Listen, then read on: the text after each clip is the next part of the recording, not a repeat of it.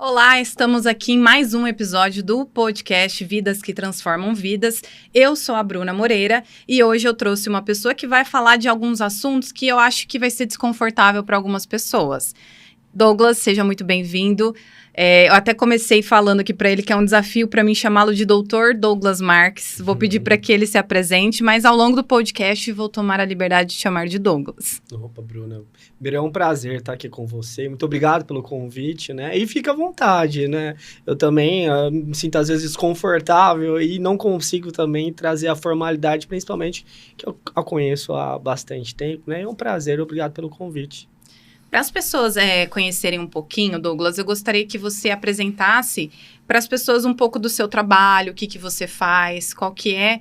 Dá um enredo para as pessoas sobre a sua vida profissional, por gentileza. Claro, eu sou advogado, né? Eu sou advogado criminalista já há um bom tempo, né? Essa é a área do direito que mais ocupa meu tempo, né? E também sou muito ligado pela questão criminal, acabo me ligando muito às questões de direitos humanos, né? Então, já vinha um trabalho muito antigo, né? Na linha dos direitos humanos, mas desde 2019 eu flutuo aqui em Ribeirão a comissão, entre a presidência e a vice-presidência da Comissão de Direitos Humanos aqui da OAB de Ribeirão. Isso vem me dando uma segurança no trabalho, na questão do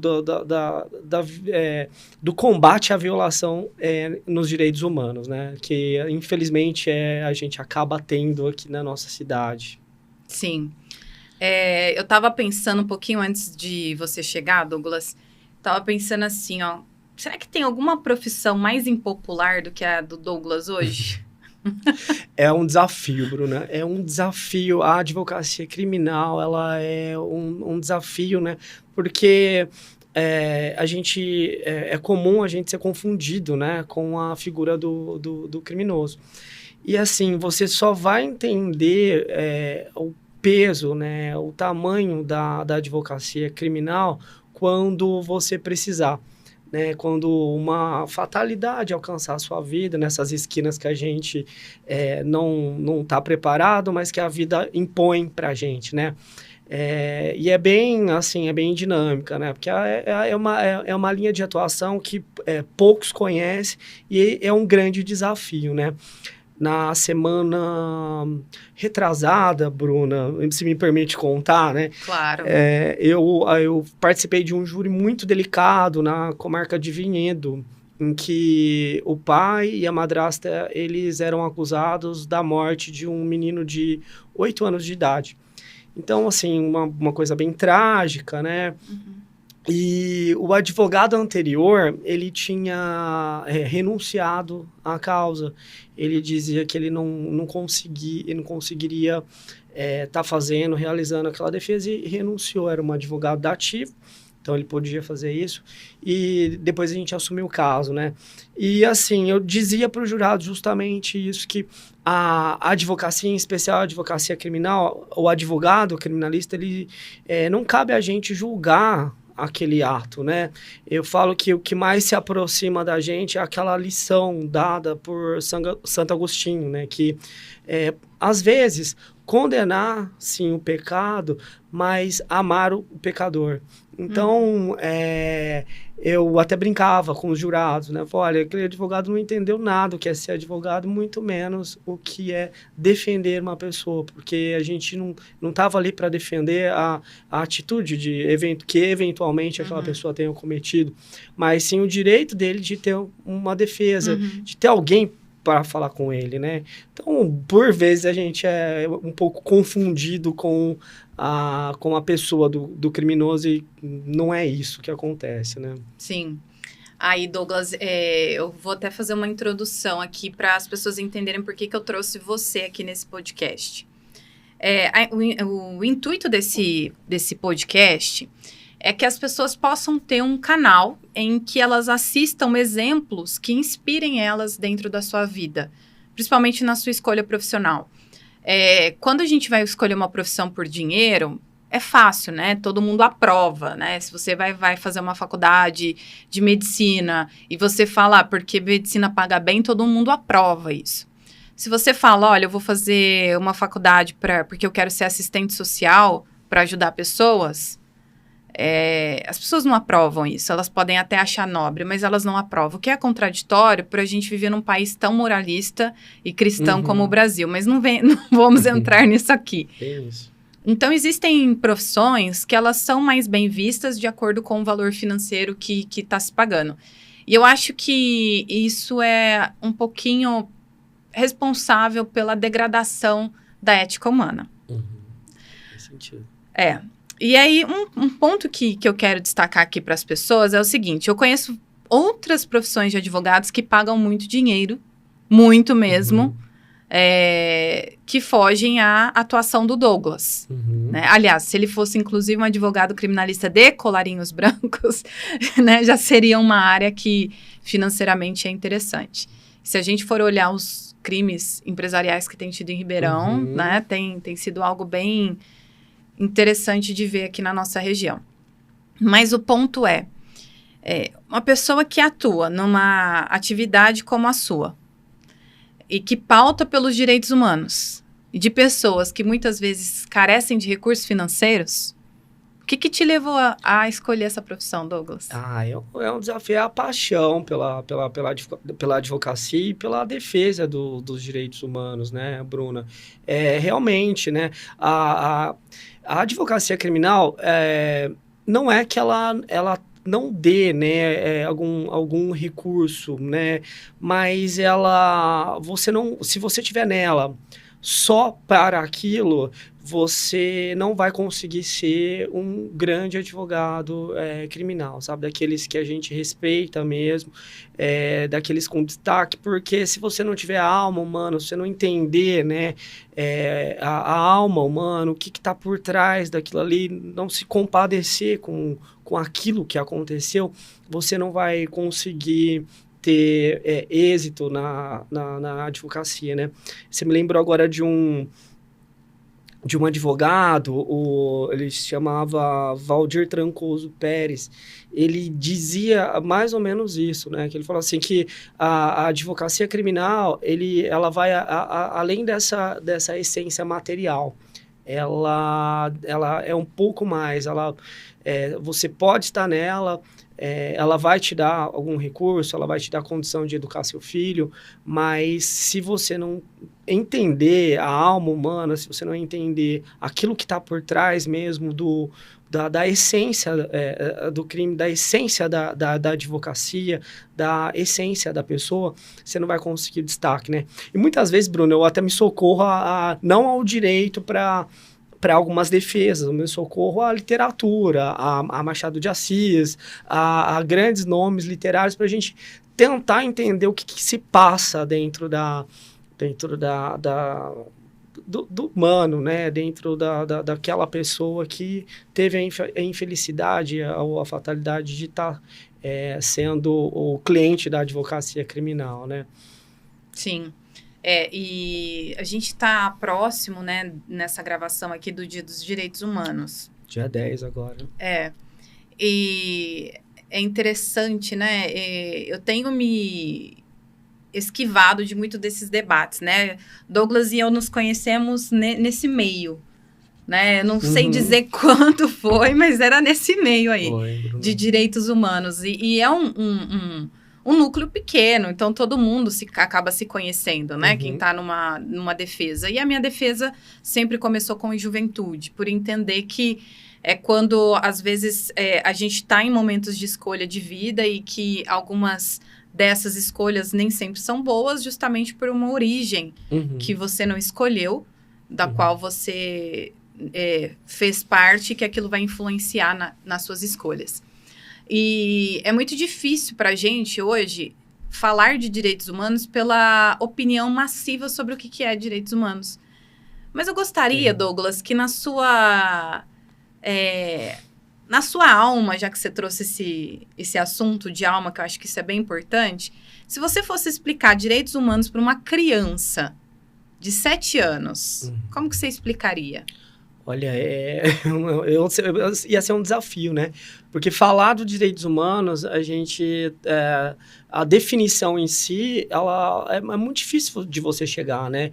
A humanidade, ela viu ali no pós-Segunda Guerra Mundial, que se ela continuasse naquela linha, se ela continuasse daquele jeito, ela iria exterminar a si própria, né? E aí ela condiciona alguns mecanismos, né? Ela faz ela elabora algumas leis que não podem ser ultrapassadas para proteção de direitos humanos, né? Se eu tivesse que explicar, Bruna, trazer isso para uma criança sobre o que seria direitos humanos, eu começaria com o sentir, né? Sobre o sentir sobre a vulnerabilidade das pessoas, sobre as condições em que as pessoas são submetidas, né? Eu acho que eu começaria por uma linha dessa, né? Observando e tentando trazer para a criança sobre o sentir. Eu tenho um filho, né, de 8 anos, eu falo porque ele é bem assertivo nas minhas redes sociais, né? Ele tá sempre comigo, ele aparece comigo, então boa parte que me conhece também o conhece. E, assim, eu vivo estimulando ele, principalmente a questão que está mais próxima da gente, como um problema crônico aqui em Ribeirão Preto, que é a pessoa em situação de rua, né? Uhum. E eu já percebo, né, por alimentar aquela visão nele, que ele vai tendo uma sensibilidade muito grande com aquela realidade da pessoa em situação de rua, né? E eu acho que seria isso, né? Você trazer, né, para as outras pessoas o que talvez não seja muito visível, né, para a maioria delas, né? Essa questão do sentir mesmo. Eu começaria por aí, Bruna. E você foi falando aqui, eu fui pensando, né? Que coisa interessante. Aí foi me vindo várias coisas que eu já li em algum momento, né? Por exemplo, o ser humano é o único que destrói a própria espécie sem, muitas vezes, nenhuma razão. Eu conheço uma pessoa que ela falava para mim uma coisa muito interessante, que ela dizia assim, que ela prefere os animais porque o animal só vai matar o outro animal ou por defender a própria vida ou para alimento, cadeia alimentar. E se a gente for ver para onde a gente está caminhando, a gente vai ver que das espécies aí a gente realmente tem que tomar cuidado com a forma como a gente tem criado realmente as pessoas. Hoje ainda, né, um pouco antes de estar aqui, eu estava lendo também uma matéria sobre um pai que arrastou a filha no veículo e que foi preso logo em seguida. E eu tenho um certo alívio dessas notícias chegarem. Por que alívio? Porque a gente consegue entender por que eu preciso de um ECA, por exemplo. Para entender que nem todo pai, nem toda mãe... eu sempre brinco, porque eu tive criação católica, que nem todo pai e toda mãe é Maria e José. Então, a gente precisa, sim, olhar pelas crianças, ter um certo cuidado com as crianças. Eu gosto muito da criança que vai para a escola, porque você tem também a escola como um canal ali extremamente importante para violências que acontecem dentro da própria casa. Então, alívio em que sentido? Em que sentido de abrir os olhos da população para que nem toda criança que vive com um pai, com uma mãe, necessariamente está segura. Só que, ao mesmo tempo, faz a gente pensar, né? O que leva um pai a arrastar uma criança? Difícil. Então, a gente tem visto, né, alguns crimes que são cometidos, assim, de forma tão hedionda, tão hostil, que é um pouco preocupante. E, ao mesmo tempo que eu vejo isso... são as mesmas pessoas que criticam essas coisas, elas também criticam direitos humanos. Porque elas colocam direitos humanos como algo que reforça esse tipo de situação e não como algo que combate. Não, todo sentido. A maioria vê os direitos humanos como um direito a ser combatido, né? Exato. Como se não precisasse daquilo, né? E é justamente o contrário, né? Nessa linha que você está falando. Uma coisa que você falou no começo, eu achei interessante, Bruno, que eu não acho que esses crimes, né, esses crimes bárbaros que a gente está tendo, eles não acontecessem. Eles já acontecem, né, na história. O que está sendo... o que acontece hoje em dia é que esses crimes eles são divulgados, eles são... o acesso, né, à informação sobre esses crimes, eles chegam até a gente, né? Então, é bem interessante esse ponto que você colocou, né? E tem vários, né, problema. O que me assusta muito hoje em dia, e assim, eu volto, né, é um dever meu como pai, tá educando e colocando, tentando, né, com as limitações, enfim, combater o machismo estrutural que a gente é inserido, né? Lembro que ainda ontem eu estava com ele, né? E ele pegou e falou assim, olha, eu ganhei dela porque ela era uma mulher. Falou assim, mas pera lá, você chama ela para brincar com você, ela joga com você, e você a destrata, assim, como que é isso? Como que você chegou nessa construção de pensamento para falar isso de uma pessoa que está brincando com você, uma pessoa que está aqui com você? Você peça desculpa, ele pediu desculpa, você vê que é uma coisa que ele trouxe possivelmente que ouviu de algum lugar, enfim, mas tá dentro da estrutura, né? E essa estrutura, se ela não for combatida, se não for recriminada ali, ela evolui para aquilo que a gente tem, que é um problema crônico no Brasil, que é a questão do feminicídio, né, Bruna? Sim. Né, que é uma... Enfim, é um crime bárbaro, e assim, é comum, né? Eu estava vendo ainda dessa linha de coisa bárbara, né? Você trouxe o pai, eu trouxe, né, o pai do próprio júri que eu participei em São Paulo, em Vinhedo. Você trouxe esse do pai arrastando a criança. Eu vi ontem, me parece que foi numa cidade do Ceará, agora eu não lembro, mas parece que o pai matou a mulher e os 3 filhos. Enfim, é uma condição que a gente não consegue compreender como que chega nessa linha, né? Enfim, é bem difícil, né, Bruno? Sim. E eu falo para as pessoas, né, que a Transformar, ela tem esse olhar de direitos humanos, não tem como não ter. Sempre que alguém questiona, eu peço para a pessoa ler a Carta Universal dos Direitos Humanos e depois me apresentar o que ela discorda. Falo, se tem alguma coisa que está escrito ali e você discordar, me apresenta, que eu tiro, né, inclusive da minha vida, né, eu deixo de praticar. Porque eu vou falar uma coisa aqui um pouco absurda, Douglas. Você sabe que você está no meu celular, que eu tenho você como um contato, e eu não sei se você sabe por quê.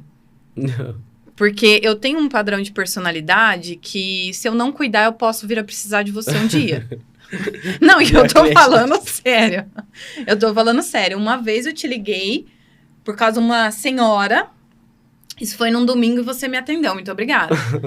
Eu te liguei, você me orientou lá. E eu te liguei porque senão eu ia agredir a senhora.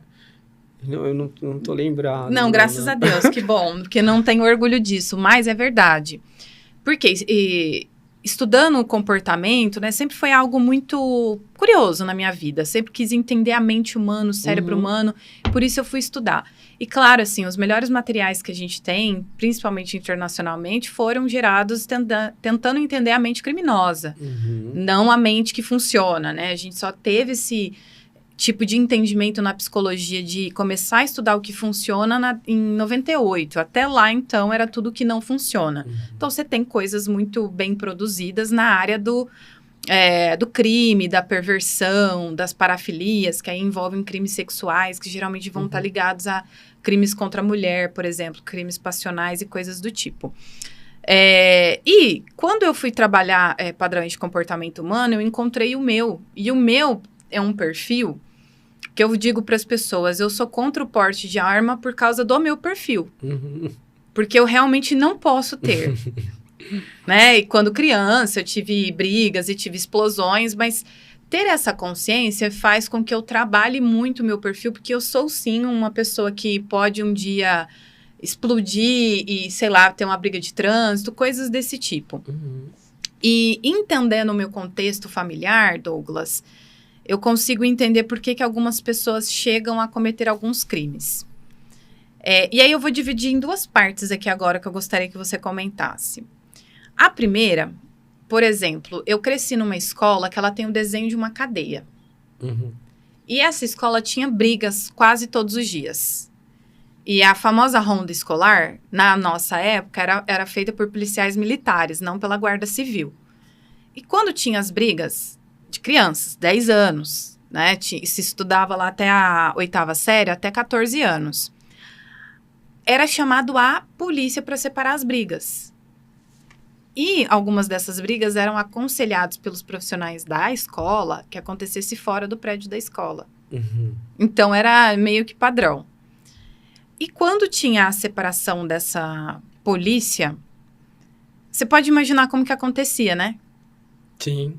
Então, assim, foi um ambiente que eu cresci em que a violência ela não só era estimulada, mas era ensinada como agir, né? Então, você tinha que brigar para fora da escola, aí tinha a polícia que separava, mas quando que a polícia separava? Só na hora que alguém... Que machucasse. Gravemente. Uhum. Então, quando alguém quebrava um braço, alguma coisa assim. Caso contrário, não tinha intervenção. Uhum. Esse é um ponto.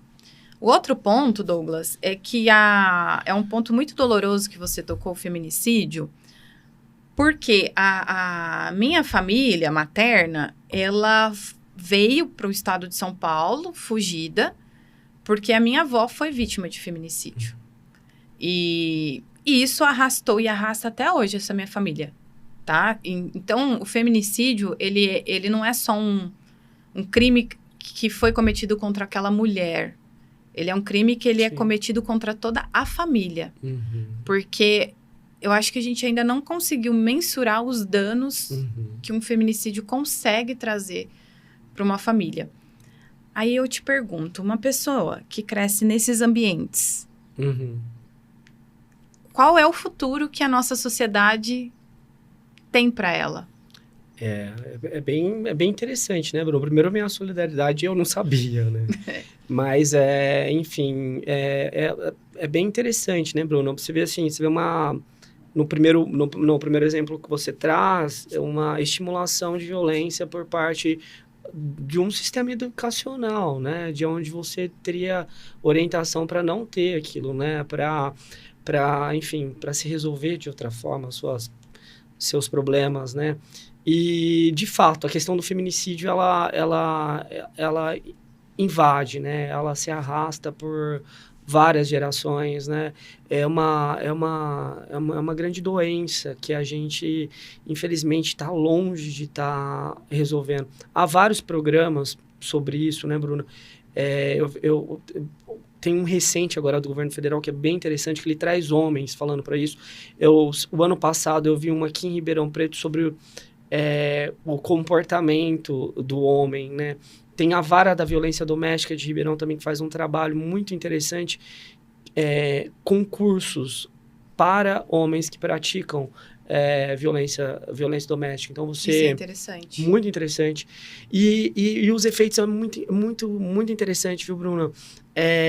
Eu tenho um cliente que ele me procurou por conta de ser acusado de violência doméstica, no caso, perseguir a ex-companheira, não chegou a bater, né, enfim, mas houve ali uma perseguição e ele pegou, e assim, na conversa que a gente teve, né, e tentando entender ele me contou que ele estava fazendo esse curso, que ele não podia ir tal dia em tal lugar, porque esse dia ele teria esse curso. Ele me falava, olha, doutor, lá eu aprendi o quanto eu sou machista, o quanto a gente acaba cometendo erros, né?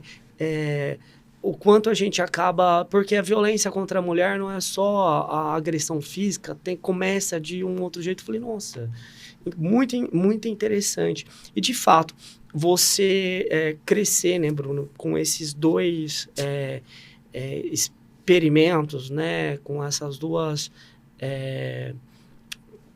experiências, se você não tiver um preparo muito grande, né, é muito fácil você desvirtuar para um dos lados, né? Tanto o lado da violência quanto o lado enfim, que levou que faz sofrer essa questão do feminicídio, né? Sim. E eu falo muito para as pessoas, né? O que eu incentivo muito a questão das artes e da cultura, porque eu passava muito tempo dentro da biblioteca, quando a escola ainda deixava a gente passar tempo lá, porque hoje eu entendo que a escola ela limita um pouco o acesso da biblioteca, então eu passava a maior parte do meu tempo na biblioteca, porque a violência doméstica, ela fazia parte do meu bairro, da minha rua, era uma coisa assim muito comum até, além de fazer parte da minha vida familiar, né? E eu pude começar, acho que a introdução musical, se não me engano, com 11 anos, estou tentando lembrar aqui agora. Uhum. Então, eu passava muito tempo na biblioteca e Casa da Cultura. Uhum. Então, eu estava com um livro, ou eu estava indo aprender a tocar algum instrumento, e é uma coisa que ensina muito de disciplina. E eu lembro, nunca vou esquecer, olha que coisa triste que eu acabei de lembrar.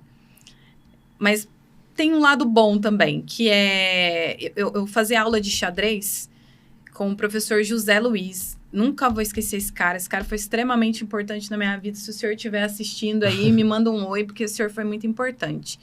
Por quê? Porque a minha mãe, ela não tem, até hoje, uma estrutura para ser uma líder de casa por esse contexto. E, quando eu fazia aula de xadrez lá na Casa da Cultura, tinha esse professor que ele ensinava a gente, eu tinha 12 anos na época, ele ensinava a gente a jogar xadrez pensando na vida.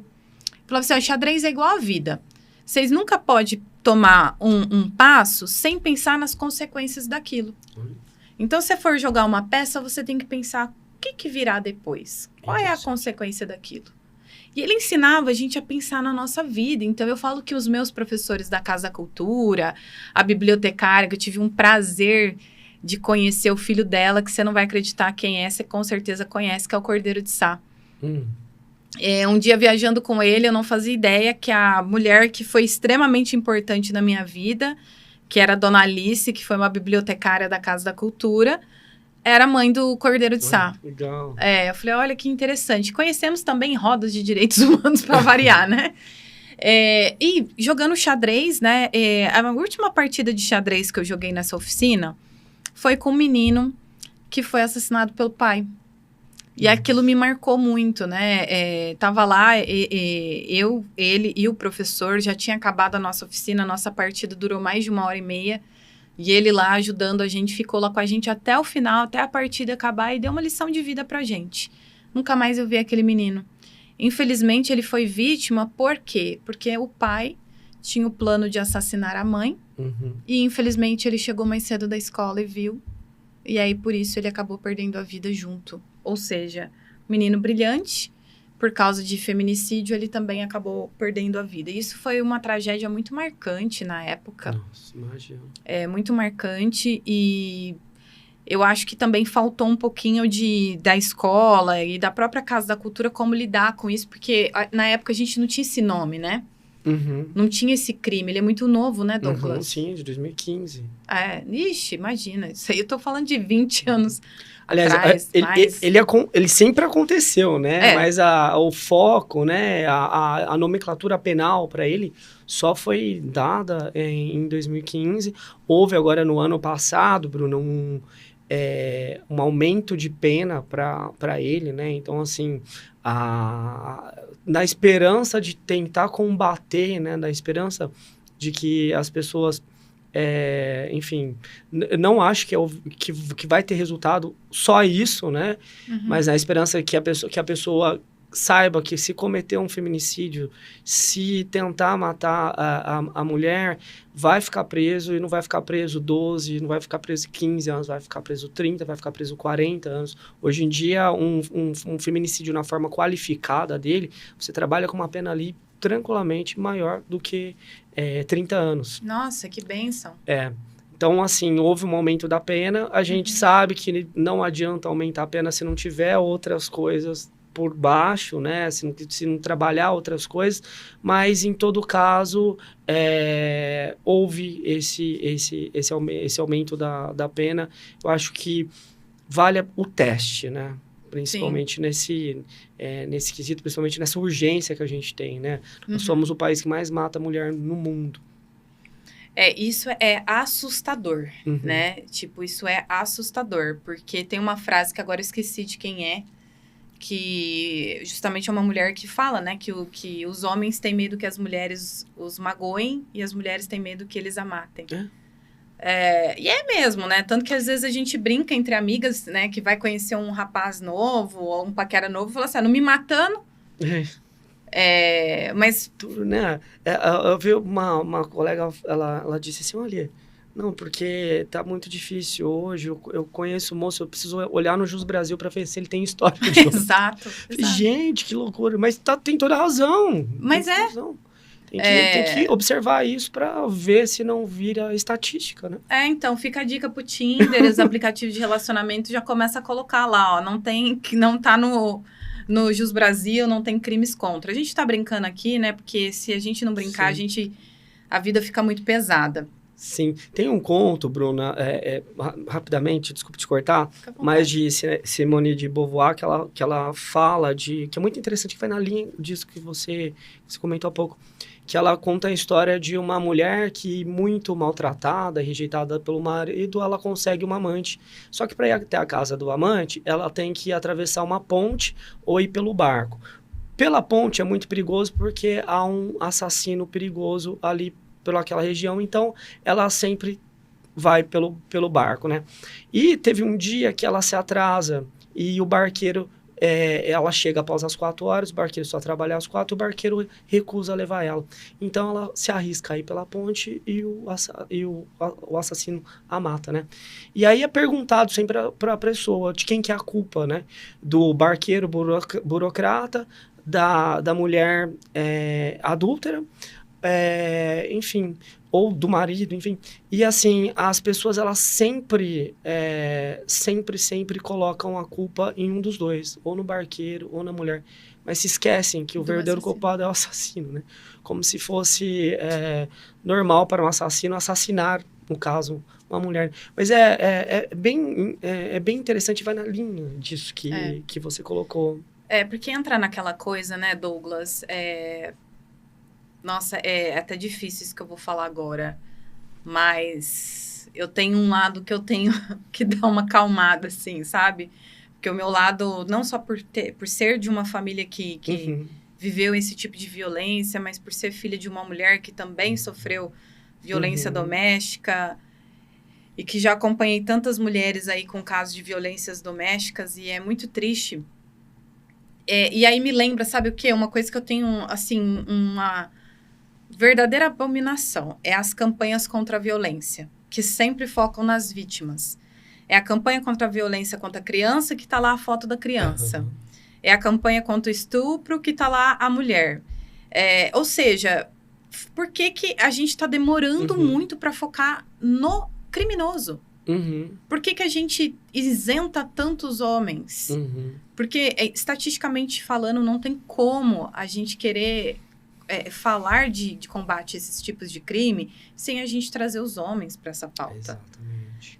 Quando a gente fala do machismo, gente, por que o machismo é um problema? Porque quando eu enxergo uma mulher como um saco de pancada, como um objeto a ser utilizado, como alguém de inferior valor, como alguém que pode ser fruto das minhas frustrações, é óbvio que cedo ou tarde você vai, enquanto homem, cometer um crime desse.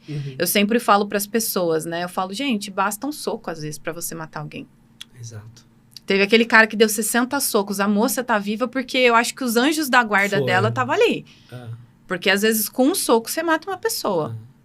Exatamente. E é importante observar, né, Bruna? Porque nunca... Aquilo é o final, né? Nunca começa naquilo ali. Nunca começa. Começa sempre numa hostilidade, numa... mas por que você não atendeu aquele telefone naquela hora que eu te liguei? E aí vai evoluindo para um grito, vai evoluindo para uma ordem mais forte, né?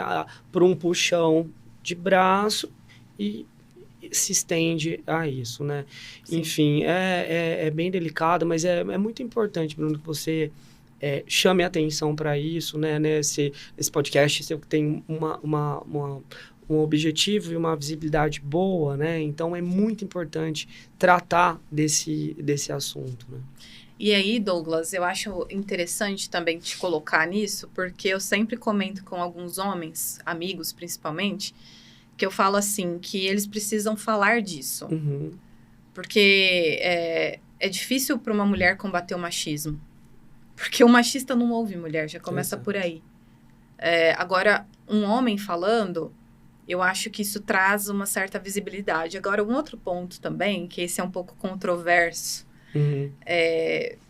curioso até da minha parte, que eu tenho uma vontade de participar, se é que existe, de trabalhos que entendam a mente desse agressor com o objetivo de criar estratégias para que a gente comece a resolver esse problema na base, né? A gente vê isso mais nos Estados Unidos ou países de primeiro mundo, que tem essa preocupação de entender a mente do criminoso, justamente de entender como que se forma um homicida ou serial killer, como que chegou aquilo, para que a partir disso a gente comece a trabalhar em bases. É algo que eu tenho essa curiosidade, porque eu sempre pensei o seguinte. Primeiro, vou falar alguma coisa que talvez seja um pouco desagradável para alguns homens, mas é raríssimo, raríssimo você pegar um homem que não é machista. Não foi impossível. Praticamente impossível. Então, assim, até para as mulheres reconhecer quando algo é violência é difícil, porque o pai dela é assim, o tio dela é assim, às vezes o irmão dela é assim. Então, quando ela tem um namorado, um marido, às vezes ele tá replicando comportamentos que ela viu na família dela inteira. Não tem como. Então, é muito difícil querer educar ela. Então, eu falo que é enxugar gelo. Sim. E a mulher que sofre essa violência tem inúmeros transtornos que não dá tempo da gente falar aqui, que é muito difícil para ela sair daquela situação. Sim. E eu super entendo. Inclusive, já ajudei mulheres a sair de situação, a fugir. Tive que pagar 2 advogados para que na delegacia da mulher de Ribeirão Preto acolhessem a denúncia dela, porque não queriam. Tá? Dói falar isso porque a delegada é mulher e a escrivã também. Tá? Ok, acolheram a denúncia, beleza, a mulher foi embora, fugiu, estava lá na casa dela. Aí entraram em contato comigo, depois de alguns meses, a advogada em questão, perguntando se ela gostaria de dar andamento no processo. Eu fiz um intermédio, ela disse que não, e eu super entendi. Eu super entendi. Porque se ela fala que sim, a probabilidade do cara descobrir onde ela tá é muito grande. Ela teria que depor. Então, a gente entra todo numa questão de fragilidade, né? Agora, se eu fiquei pensando, né? Por que eu queria tanto entender a cabeça, às vezes, desse pessoal? Porque se a gente não entender como que chega nisso, como que a gente vai trabalhar? Não, é bem pensado, bem pensado. E eu acho que tem poucos estudos sobre isso. Eu realmente não tenho conhecimento de estudo sobre isso. A gente tem dessas questões de curso que a gente que eu comentei, né? Mas realmente estudo sobre comportamento, sobre o pensamento, eu acho que a gente não tem. Até porque, Bruna, por exemplo, vamos pegar assim, crimes sexuais. Enfim, o sistema prisional é muito fechado, então é muito difícil se chegar até ali, né? Então, eu lembro que uma vez eu fui procurado por uma moça que ela queria escrever o TCC dela sobre crime sexual, e para isso ela precisava de entrevistar algumas pessoas que foram condenadas por crime sexual. Falei, olha, o caminho é penitenciário, você tem que mandar um e-mail pro diretor, pedir autorização, enfim. Ela mandou e não teve resposta, né? Não vai ter resposta, não vai ter, porque é um sistema muito difícil, é um sistema muito complexo, mas seria muito interessante, né? Tem uma área do direito chamada criminologia que ela estuda um pouco isso. Ela estuda comportamento, ela coloca, enfim, é muito interessante. Mas relacionada a isso, eu desconheço mesmo.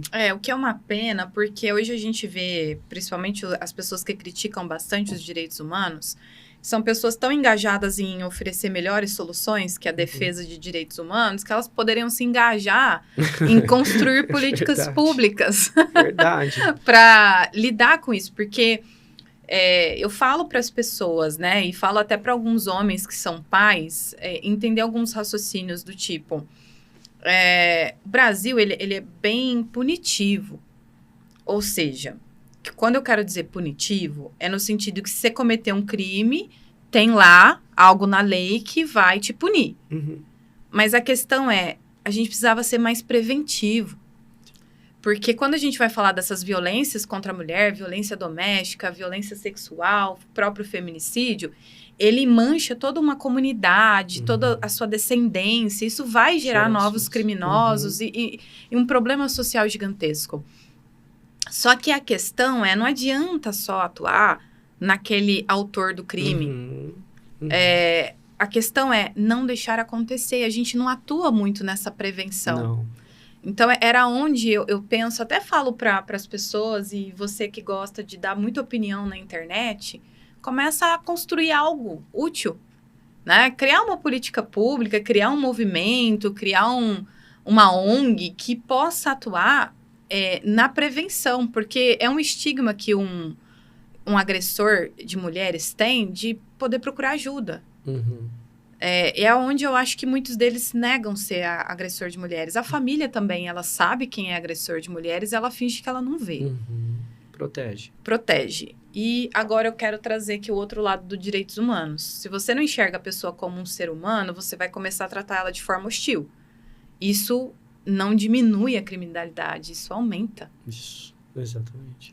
Então, se a gente olhar a pessoa mais como um ser humano, né, entender que existem diversos fatores que levam ela a lesar um outro indivíduo, entender que ninguém aqui é flor que se cheire, todos nós estamos suscetíveis a, de alguma forma, cometer algum tipo de crime, talvez a gente possa olhar com mais compaixão para as pessoas.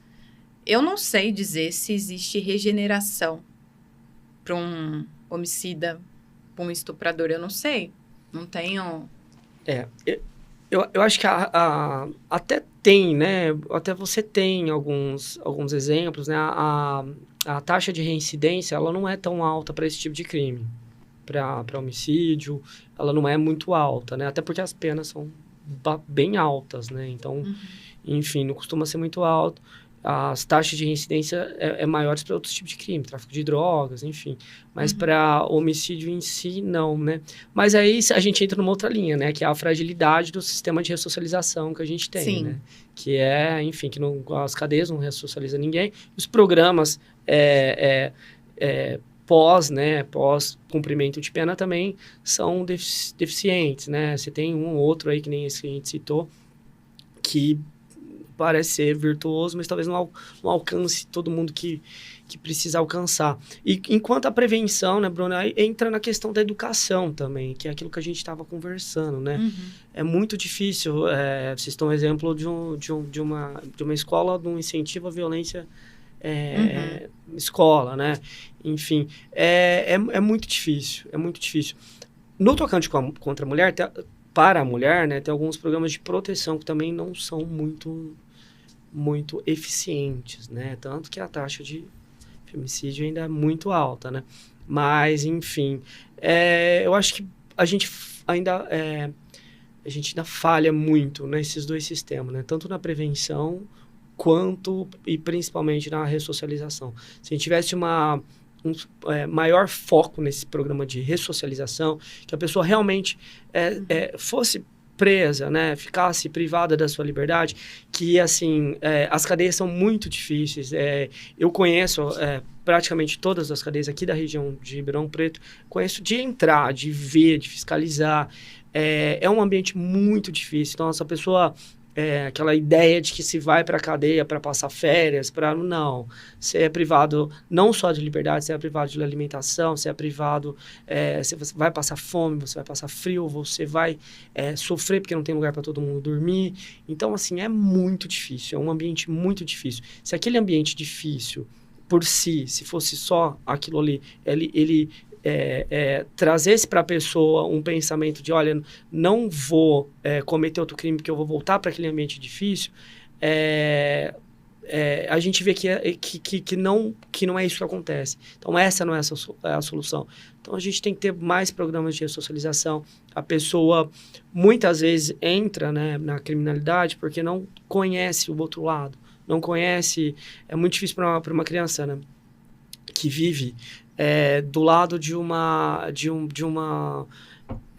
boca de fumo, enfim, ver um amiguinho ali vendendo droga e o amiguinho com tênis, aquela situação toda, e não conhece o outro lado, né? Então, acaba entrando nesse sistema, e entrando nesse sistema muito novo, acaba sendo captado pelo crime organizado, que hoje toma conta das unidades prisionais. Se dentro das unidades tivesse, por exemplo, mais acesso a cursos que tem, tivesse mais acesso a estudo, mais acesso... Eu por coincidência, eu trabalho, tenho um cliente que está preso em uma penitenciária aqui próxima a Ribeirão, e assim, a gente tem muita confiança que ele vai ser absolvido, porque, enfim, então, muita inconsistência nas provas e tal. Mas eu disse para ele, falei, olha, você estudou até que série? Olha, falta eu terminar o terceiro. Olha, então é o seguinte, você fala pro diretor que eu vou passar e vou reforçar também para pedir para te colocar num raio com escola, para pelo menos quando você sair daqui, eu não sei quando você vai sair daqui, pode ser daqui 3, 4, 5, 6 meses, mas quando você sair daqui, você acaba esse terceiro e já sai com o colegial, com o ensino fundamental pronto, né? Já sai, enfim. Eu fui a semana passada conversar com ele e ele me contou. Falou, doutor, eu terminei o terceiro. Isso em coisa de quê? De 3 meses. Olha só. Eu consegui terminar o terceiro. Não falta mais nada. Eu falei, tá vendo? Então já serviu para alguma coisa isso aqui. Se isso fosse replicado, né? Porque tanto a questão do trabalho, Bruno, eu costumo dizer que eu não conheço um preso, eu não conversei com um preso que não quisesse trabalhar dentro da unidade. Até porque a cada 3 dias que eles trabalham, eles ganham 1 dia, né? Diminui 1 dia a pena. Então, é muito benéfico isso para ele. O que não tem é trabalho suficiente dentro das unidades. Então, assim, voltando, falta essa questão da ressocialização. A gente falha na ressocialização e também falha muito na prevenção dos crimes, né? Sim. Tudo isso que você falou, acho que se eu pudesse dar aqui algumas orientações para as pessoas, eu sempre fui muito incomodada com quem critica e nada faz. Isso é uma coisa que eu levo para mim. Se algo não tá bom, vai lá e faz alguma coisa. Se movimenta, se mexa. Porque a gente tem essa oportunidade no Brasil, né? A gente consegue, não é fácil? Não é, mas aqui em Ribeirão Preto, você e outras pessoas conhecem movimentos que construíram grandes transformações pela cidade, que são atuantes em diversos setores ambientais, de causa animal, da causa contra a mulher. Se a gente somar os esforços da sociedade para algo útil, eu acho que eu diria para as pessoas olharem para 2 coisas. A ressocialização dessas pessoas, porque o ser humano, ele tem forma, assim, de a gente poder ajudar. E primeiro, eu acho que mais importante é na prevenção. Eu lembro uma vez que eu, dando uma aula, eu fui falar uma frase que agora eu nem lembro o contexto. Eu falei assim, olha, qualquer pessoa é capaz de matar alguém. Por isso que a gente tem que ter lei. E aí eu lembro de uma pessoa que ela ficou horrorizada quando eu disse essa frase. E aí eu fiquei pensando assim, mas por quê? Credo, que horror, imagina, o ser humano não nasceu para matar ninguém. E aí me vai naquela crença que muito difundida até por algumas esferas religiosas, né? De que tem aquele que nasce para o Senhor, tem o que nasce para o diabo, como se o nosso destino tivesse marcado ao nascer, e como se a forma como a gente vive, a comunidade, a sociedade, traumas que a gente pode passar, que isso não fosse determinante, como é determinante para algumas escolhas de vida que você vai fazer. E também para os crimes passionais, né? Quando você pega um feminicídio, por exemplo, muitos deles eu acredito que são impulsivos, né? Não são premeditados. Não. São acontecidos de forma impulsiva. Então, você vê, e eu acredito realmente que um feminicida não necessariamente era um homicida até aquele momento, não tinha pensamentos homicidas e que pode ser, sim, uma situação do acaso que acabou determinando o destino dele. Só que o ponto a gente é muito frágil na sociedade de ainda acreditar que se eu levo meu filho para a igreja e que se eu levo para a escola, ele não vai ser criminoso, ele não vai ser uma pessoa tóxica, ou não vai ser um futuro agressor. Gente, não. É o que a gente mais vê, ainda mais hoje. Estava vendo também alguns crimes cibernéticos cometidos por IA. A pessoa vai lá na IA e faz um vídeo nude da outra pessoa. Coisas do tipo assim, enfim, são coisas, entre aspas, que parecem inocentes, mas que podem trazer consequências muito drásticas.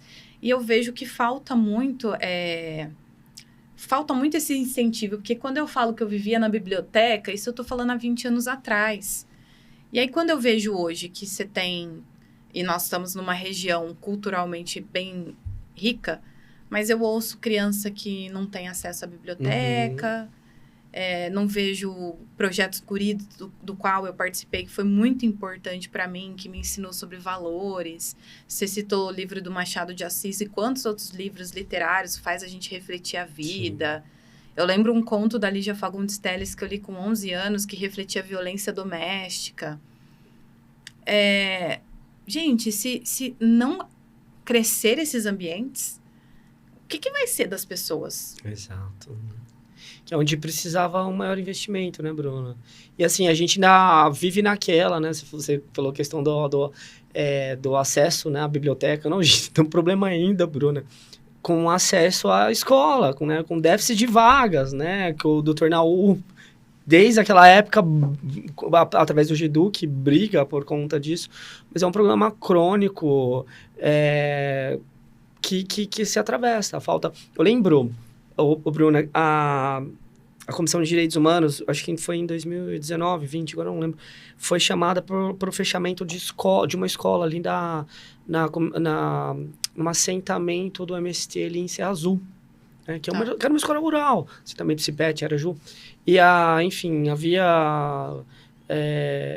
a prefeitura decidiu que queria fechar aquela escola, dizia que não tinha vaga e os que tinham ia levar para a cidade, aquela coisa toda. E assim, fiquei tão horrorizado com essa história. Depois também a importância, né, que você colocou, a importância da gente se unir e trabalhar em rede com outras instituições, né? Dois pontos muito interessantes que aconteceu nisso, para dar a linha do que a gente pode fazer nessa questão do transformar. Eu lembro que a gente fez uma reunião com a comunidade, né, com o pessoal da escola, tal, mas olha, tem gente, não tem, tal. Falei, vamos marcar uma reunião com a prefeitura, vamos ver se a prefeitura recebe a gente está querendo conversar, vamos dialogar. E a comunidade marcou uma reunião na prefeitura e aí pediu pra gente acompanhar. Nós fomos acompanhar, a prefeitura não quis, a prefeitura na época não quis receber a gente. E não quis receber, falou, olha, eu ainda insisti, falei, olha, por favor, a gente veio de Ribeirão, tá, estamos aqui, eles pediram auxílio da gente, é só sentar na mesa, a gente, olha, não, vocês que marcam outro dia uma reunião. Tudo bem. A gente tinha um ofício, né, falou, então, tá aqui um ofício dizendo os problemas e por que a gente acha que tem da manutenção, mas vocês não querem conversar com a gente, tudo bem. Lembro de ter protocolizado esse ofício no GEDUC, no Dr. Naú. Enfim, o Dr. Naú, através do GEDUC, o Ministério Público, né, entrou com uma ação, por intermédio do ofício, entrou com uma ação civil pública contra a cidade e, se eu não me engano, construiu um ataque ali de que, além deles não fecharem a escola, eles tinham mais 12 meses para abrir mais uma sala para infantil. Então, assim, o prejuízo foi muito maior do que podia ser construído. E uma outra coisa interessante, aí vai da questão da ressocialização e do trabalho em rede. Ali embaixo havia uma penitenciária, tem uma penitenciária, e os presos, eles tem uma serralheria, enfim, e eles constroem, faz armário, faz cadeira, faz mesa e tal. E um dia passando, né, dentro da unidade, eu encontro o diretor e falou, olha, vem aqui ver, olha o que a gente produziu, os preços estão fazendo. Inclusive, você não sabe de algum lugar para doar? Que a gente está fazendo para doar também. E eu me lembrei da escola, que por mais que tinha, ela ainda sofria com uma falta de verba. Né? Falei, olha, tem, e fica aqui em cima. Conversei, eu lembro que era uma sexta-feira, assim, conversei por ele por fora, olha, tem escola, tal, ó, passei o contato da professora que eu tinha, vai ser muito interessante.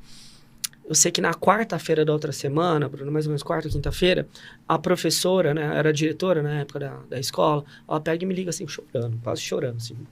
Amigo, muito obrigado, não sei o que lá.